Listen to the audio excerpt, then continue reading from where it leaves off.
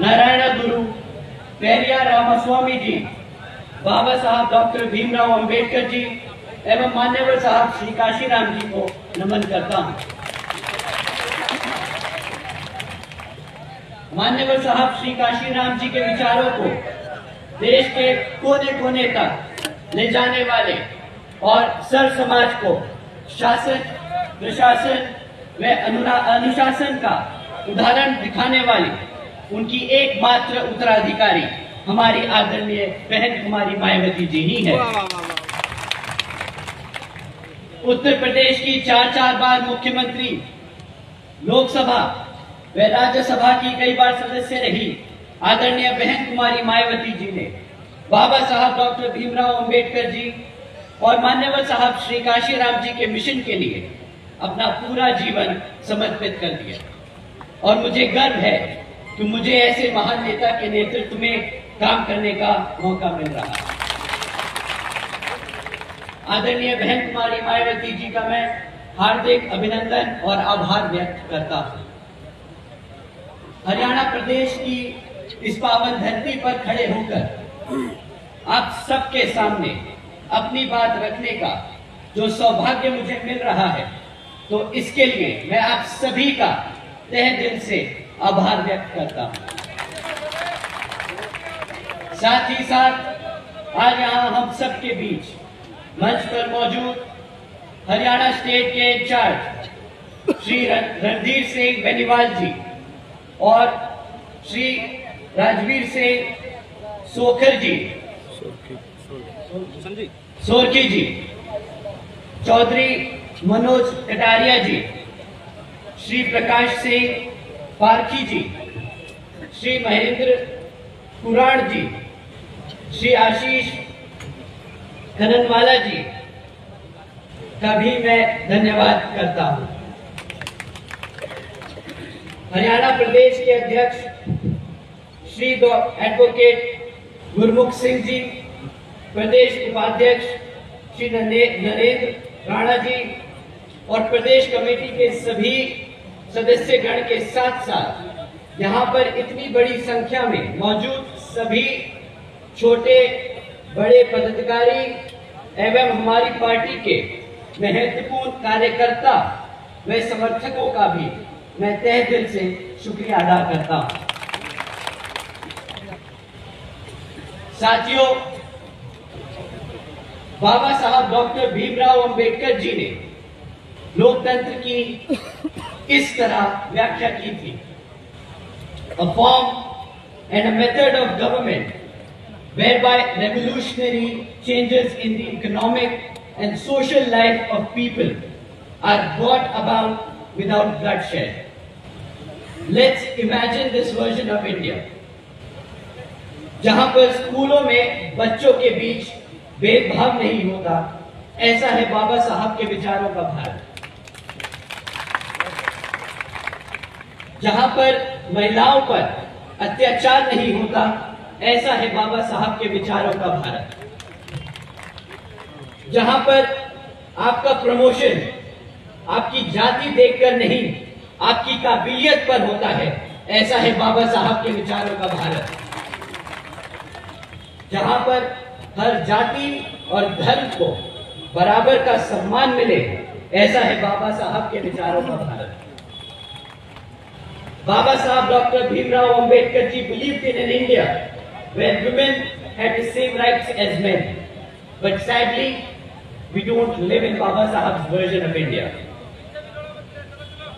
सच तो ये है कि वर्तमान की केंद्र और हरियाणा की प्रदेश की भाजपा सरकार न सिर्फ युवा, बुजुर्ग और महिला विरोधी है, बल्कि यह भाजपा सरकार गरीब, दलित, आदिवासी, पिछड़े वर्ग व अन्य धार्मिक अल्पसंख्यक समाज विरोधी भी है।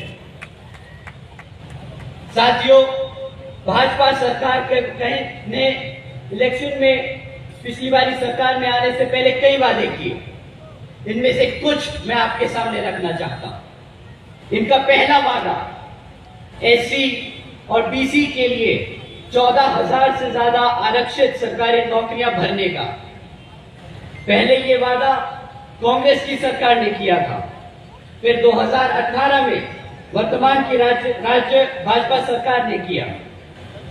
मैं यहां मौजूद सभी भाइयों से पूछना चाहता हूं कि क्या आप सबकी लग गई सरकारी नौकरियां? नहीं। थोड़ी और तेज बोलिए, आवाज पहुंच नहीं रही है। नहीं। तो मुख्यमंत्री जी, मैं आज अपने भाइयों की तरफ से ये पूछता हूं कि आपका वादा एससी बीसी की आरक्षित नौकरियां भरने का एक झूठ था। दूसरा वादा 2019 के चुनाव के दौरान राज्य की भाजपा सरकार का वादा युवाओं के लिए 25 लाख नौकरियां देने का। साथियों, आज 5 साल बाद 2023 में मुख्यमंत्री जी अभी कुछ दिनों पहले बोलते हुए ऐलान करते हुए पाए गए कि युवाओं को दी जाएंगी सिर्फ 50,000 नौकरियां। तो मुख्यमंत्री जी, मैं आज अपने युवा साथियों, भाइयों और बहनों की तरफ से पूछता हूं कि अगर आपकी सरकार सिर्फ 50,000 नौकरियां देने की कोशिश ही कर सकती है, तो क्या आपका वादा 25 लाख नौकरियां देने का वादा जो था, क्या वो भी एक झूठ था? झूठ था साथियों, झूठ था कि नहीं? झूठ था। थोड़ा और तेज, झूठ था कि नहीं? झूठ था। झूठ था। साथियों, तीसरा वादा हमारे किसान भाइयों की आमदनी दुगनी करने का। साथियों, आज यहां मौजूद किसान भाइयों से मैं पूछना चाहता हूं कि क्या आप सबकी दुगनी हो गई आमदनी? क्या थोड़ी और तेज बोलिए, तभी समझ आएगा उन्हें। सरकारी आंकड़े बोलते हैं कि 2017-18 में हमारे किसान भाइयों की आमदनी मात्र 8,000 रुपए महीना थी। आज 5 साल बाद हमारे किसान भाइयों की आमदनी मात्र 10,000 रुपए महीना ही हो पाई है। तो मुख्यमंत्री जी, मैं आज आप अपने किसान भाइयों की तरफ से पूछता हूं कि क्या आपका वादा उनकी आमदनी दुगनी करने का ये भी एक झूठ था? क्या झूठ है जी? कोरी झूठ था तो तेज तेज बोलिए, झूठ था, झूठ था, झूठ था। झूठों की सरकार है। झूठों की सरकार थी। झूठों की सरकार है। साथियों, सच तो ये है कि यहाँ की भाजपा सरकार ना सिर्फ नाकाम रही एससी बीसी की आरक्षित नौकरियां भरने में, ना सिर्फ नाकाम रही हमारे युवाओं को 25 लाख नौकरियां देने में, ना सिर्फ नाकाम रही हमारे किसान भाइयों की आमदनी दुगनी करने में, तो मुख्यमंत्री जी, जो झूठ और धोखा आपने यहाँ की गरीब जनता और हमारे बहुजन समाज को दिया है, वह किसी से छिपा नहीं। साथियों, हमारा बहुजन समाज जो मुख्यमंत्री के साथ साथ प्रधानमंत्री बनाने की ताकत रखता है, उसी समाज का अभी तक शोषण किया जा रहा है। और यह अकेले हरियाणा प्रदेश का हाल नहीं, बल्कि हर एक उस प्रदेश का हाल है जहां जहां पर निरुवादी सोच रखने वाली सरकारें चल रही हैं। और यही फितरत और आदत कांग्रेस सरकार की भी है। धोखा देना, कमजोरों पर अत्याचार करना और बहुजन समाज को दबा कर रखना। साथियों, इसी तरह है केंद्र की भाजपा सरकार। केंद्र की सरकार का वादा 10 करोड़ नौकरी देने का, केंद्र की सरकार का वादा महंगाई कम करने का, केंद्र की सरकार का वादा गरीबी खत्म करने का। क्या यहाँ बैठे मेरे साथी लोग बता सकते हैं कि लग गई उनकी नौकरियां? क्या आप लोगों के लिए हो गई महंगाई कम? क्या आप लोगों की बड़ी आमदनी? नहीं। साथियों, जो 10 करोड़ नौकरी देने का वादा किया था ना, 5 करोड़ लगी हुई मैन्युफैक्चरिंग सेक्टर्स की नौकरियां, वो भी घटकर अब 2.5 करोड़ ही रह गई है। आपको 10 करोड़ नौकरियां क्या देंगे वो? जो महंगाई का ढिंडोरा पीट रहे थे 2014 में, और हम जैसे आम आदमियों को बता रहे थे कि 50 रुपए का पेट्रोल बहुत महंगा हो गया है। आज उनसे कोई जाके पूछे कि क्यों भाई 100 रुपए का पेट्रोल अब महंगा नहीं लग रहा? किसी को लग रहा है कि नहीं लग रहा है 100 रुपए का पेट्रोल अब महंगा?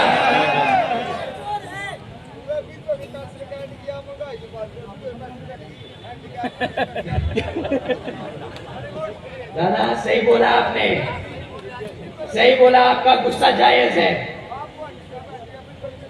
साथियों, जो गरीबी खत्म करने निकले थे, आज नोटबंदी जैसे काम करके शायद हम जैसे गरीब लोगों को ही खत्म कर चुके हैं।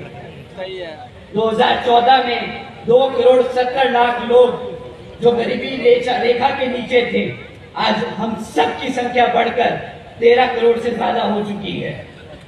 शायद भाजपा सरकार वादा सिर्फ और सिर्फ तोड़ने के लिए ही करती है। मेरा तो ये मानना है कि गरीब, दलित, आदिवासी, पिछड़ा वर्ग व अन्य धार्मिक अल्पसंख्यक समाज को मुफ्त का राशन नहीं चाहिए। हमें चाहिए तो सिर्फ और सिर्फ निष्पक्ष चुनाव।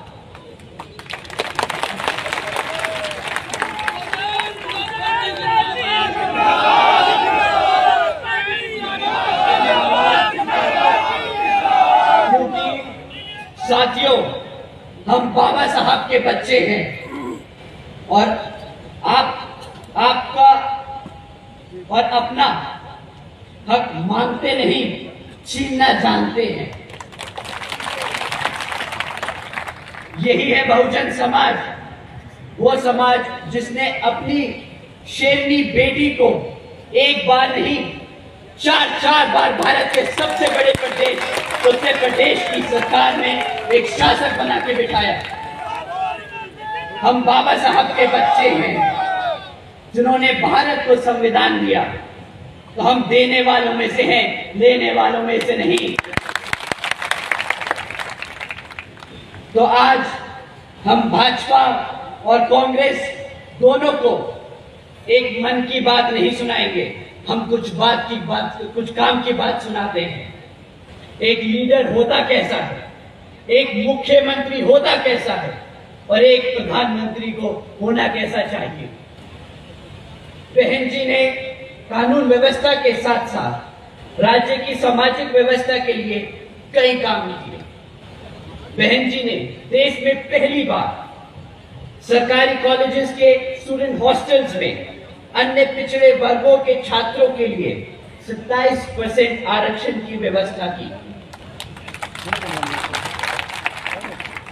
बहन जी ने हमारे सभी संतों, गुरुओं और महापुरुषों को सम्मान में कई जिले और यूनिवर्सिटीज उनके नाम पे रखी गई, जैसे Gautam Buddha university, Ambedkar university, Chhatrapati Shahuji Maharaj university, Mahatma Jyotiba Phule नगर, महामाया नगर, संत कबीर नगर एवं गौतम बुद्ध नगर। बहन जी ने सावित्रीबाई फूले बालिका शिक्षा योजना के तहत 7 लाख से ज्यादा बच्चियों को 12वीं तक की शिक्षा प्राप्त करने हेतु 600 करोड़ रुपए से ज्यादा की कीमत इन बच्चियों को अपने पैरों पर खड़ा कर एक उज्जवल भविष्य देने के लिए खर्ची। जिंदाबाद जिंदाबाद जिंदाबाद जिंदाबाद जिंदाबाद जिंदाबाद साथियों,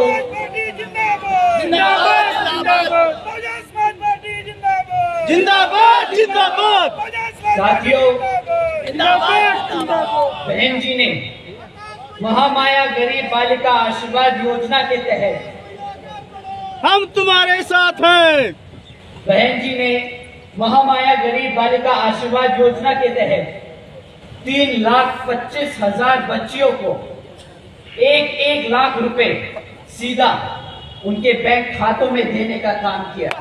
साथियों, बहन जी ने इस योजना के तहत 3,250 करोड़ रुपए सीधा बैंक बच्चियों के बैंक खातों में भेजे। कौन सी सरकार ने इतना पैसा हमारी बच्चियों पे खर्चा है? आज बता सकता है तो कोई बताए। भारतीय जनता पार्टी एक तरफ 20 लाख रुपए देने का झूठा ढिंढोरा पीटती है और न ही दे पाती है।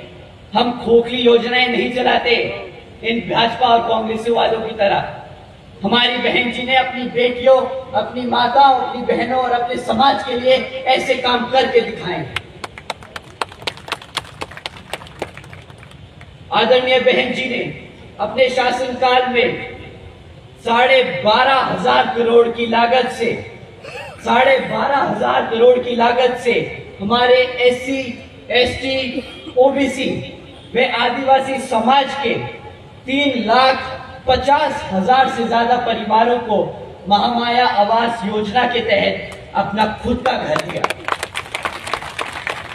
कौन सी सरकार दे पाई है? आदरणीय बहन जी ने अपने शासनकाल में 2,60,000 भूमिहीन परिवारों को 1,45,000 एकड़ से ज्यादा जमीन का मालिकाना हक दिलाया है। साथ ही साथ आदरणीय बहन कुमारी मायावती जी ने अपने शासनकाल में 90,000 से ज्यादा शिक्षकों को सरकारी नौकरी दी। 1 लाख से अधिक सफाई कर्मचारियों की भर्ती की। 2 लाख से अधिक जवानों को पुलिस में भर्ती किया गया। यही है असल मायने में हमारे बहुजन समाज पार्टी का सर्जन हिताय व सर्जन सुखाय की नीति। साथियों, जिंदाबाद जिंदाबाद जिंदाबाद जिंदाबाद। आज मैं हम तुम्हारे साथ हैं, हम तुम्हारे साथ हैं, साथियों, तुम्हारे साथ हैं। आज मैं और मेरे जैसे लाखों करोड़ों बहुजन समाज के नौजवान जो आज यहाँ मौजूद हैं, अपना सर उठाकर एक इज्जतदार जिंदगी जी सकते हैं तो वो सिर्फ और सिर्फ हमारी बहन जी की वजह से है। बहन जी के लिए 2 नारे हो जाए। बहन कुमारी मायावती जिंदाबाद, बहन कुमारी मायावती जिंदाबाद, बहन कुमारी मायावती जिंदाबाद। मैं आज यहाँ अपना सिर झुकाकर अपने दिल पर हाथ रखकर बहन जी का शुक्रिया अदा करता हूँ। बहन जी, आप हैं तो हम सब हैं।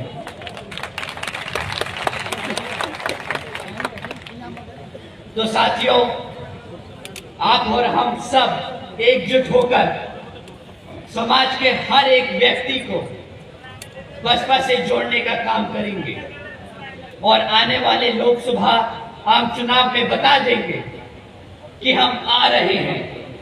हम आ रहे हैं हर एक उस चीज के लिए जो इस संविधान में हमारे समाज के लिए हमारे गुरु हमें देकर गए हैं, बाबा साहब डॉक्टर भीमराव अम्बेडकर जी। सही मायने में यही होगा यहाँ की राज्य और केंद्र की भाजपा सरकार को मुंहतोड़ जवाब।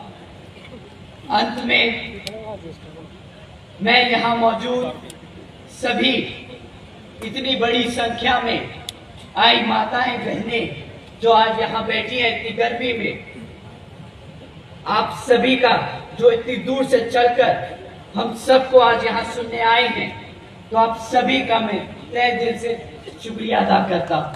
जय भीम। साथ ही साथ हमारे सभी बड़े और जवान BBF के जवान साथियों, आप सभी का भी मैं तहे दिल से धन्यवाद करता हूँ। जय भीम, जय भारत, जय बहन जी। बहुत बहुत धन्यवाद हमारे